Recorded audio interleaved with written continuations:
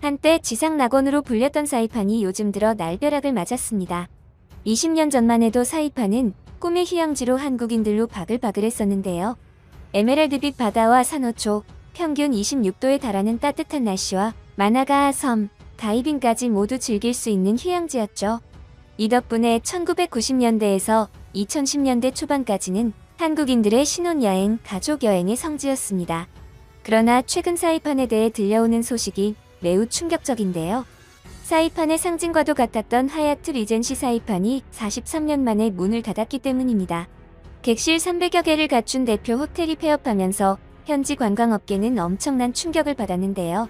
사이판 몰락의 핵심은 한 문장으로 정리할 수 있었습니다. 바로 한국인들의 비중이 너무 컸기 때문이었죠. 한국인이 떠나자같이 무너진 사이판은 사실상 한국 경제 흐름의 생존을 맡긴 섬이었는데요. 전성기 때는 전체 관광객의 60에서 70%가 한국인이었으며 호텔과 레스토랑, 면세점, 투어업체 대부분이 한국인 중심이었고 종업원도 한국어 가능자 위주로만 채용했습니다. 심지어 메뉴와 안내판이 영어보다 한국어가 먼저인 곳도 많았습니다. 그래서 현지에서는 이런 말도 들려왔습니다.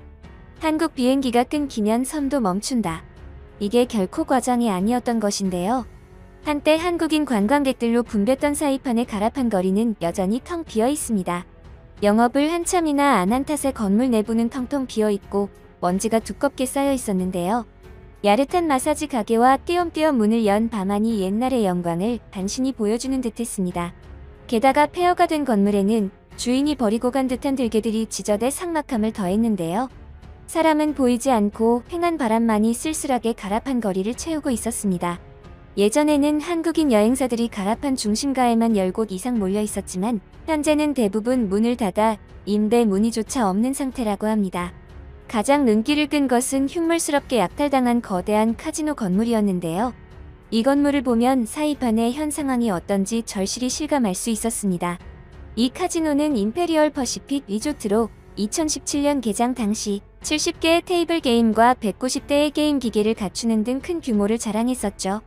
사이판에서 가게를 운영하는 현지인은 카지노가 문을 닫고 일부 지역 주민들이 카지노를 털어가 지역사회에서 문제가 되기도 했다고 설명했는데요. 카지노는 지금 유리창이 깨지고 문은 뜯겨 나갔으며 실내는 난장판이나 다름없었습니다. 한때는 금빛으로 도배된 화려한 모습이었지만 지금은 나락으로 떨어지고 있는 사이판 경제를 그대로 보여주고 있었죠. 또 예전에는 하루 수백 명씩 몰려들던 그로토 해변도 현재는 20명 찾기도 힘든 상황인데요.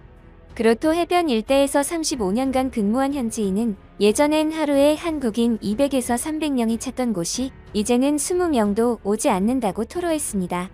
북마리아나 제도호텔협회에 따르면 올해 기준 회원 호텔 11곳에 평균 객실 점유율은 22%에 불과했는데요. 정상 운영이 가능한 게 70%이니 사이판 호텔들의 어떤 상황인지는 예상이 되실 것 같습니다. 심지어 사이판의 어느 호텔은 객실 점유율 급감으로 전기료조차 감당하지 못하고 있다고 하는데요. 그래서 객실을 장기 임대 아파트로 전환하는 극단적인 선택을 하기도 했습니다. 이처럼 관광객 감소가 호텔업계 전반의 생존을 위협하고 있는 상황인데요.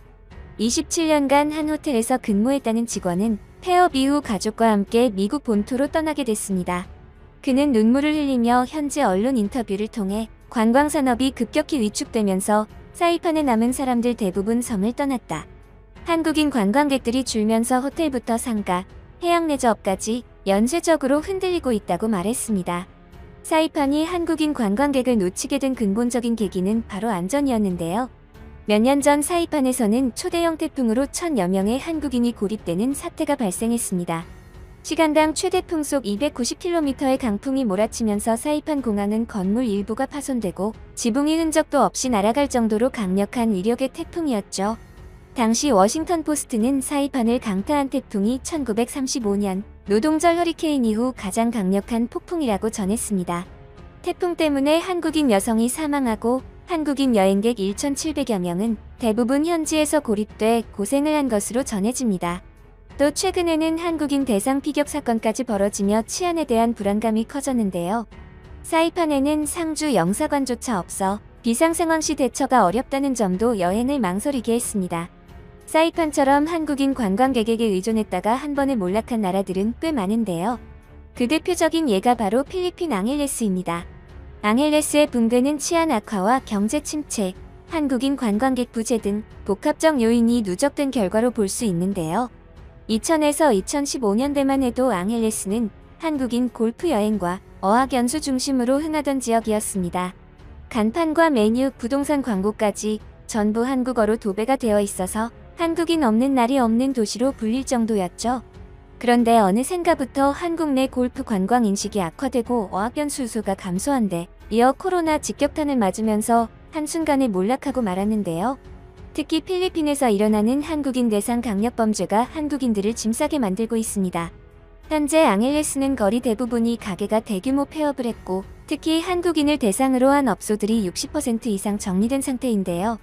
현지에서도 한국인이 떠난 뒤 도시가 늙었다는 평가를 내리고 있죠. 태국 파타야도 마찬가지입니다. 2000년대에서 2010년대 초반까지 파타야는 한국인에게 비행시간도 짧고 물가 싸고 골프, 마사지, 유흥가 되는 한국어까지 다 통하는 어른들의 휴양지였는데요.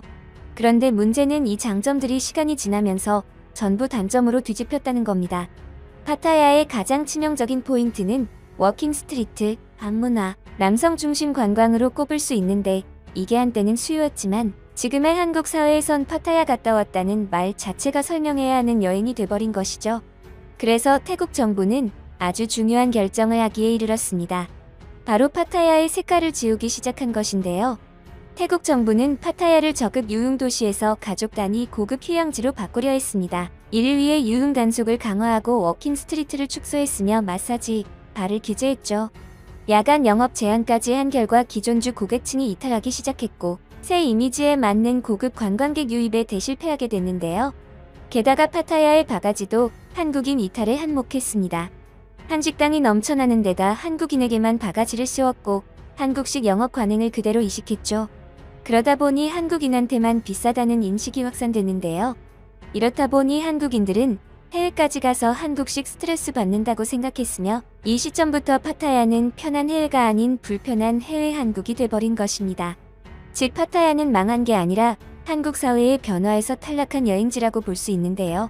전 세계 통틀어 한국인 관광객을 원하는 나라는 무수히 많습니다. 많은 나라들이 한국인을 원하는 이유는 아주 명확한 편이죠. 1인당 소비가 높은 데다 SNS와 유튜브 파급력이 매우 큰 장점이 있습니다. 또한 결정만 나면 실제 방문까지 아주 빠르고 한번 방문하면 주변 지인들에게 추천을 해주기 때문인데요. 그래서 한국인은 각 나라 현지에서 이렇게 불립니다. 한 지역을 살리는 VIP라고 말이죠. 게다가 가장 큰 이유는 바로 한국인이 매너를 가진 관광객이기 때문인데요. 한국인들은 어디에서든 일단 줄을 서면 끼어들지 않고 큰 소리로 항의하지 않습니다.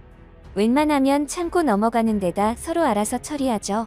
때문에 많은 나라들이 한국인을 조용하고 규칙 잘 지키고 매너 있는데 돈까지 잘 쓰는 최고의 손님으로 모시고 있는데요. 현재 해외의 많은 지역들이 제2의 사이판 태국 파타야, 나트랑이 되지 않기 위해 애를 쓰고 있습니다. 큰 손이지만 한번 떠나면 잘 돌아오지 않는 한국인의 마음을 사로잡기 위해서 말이죠.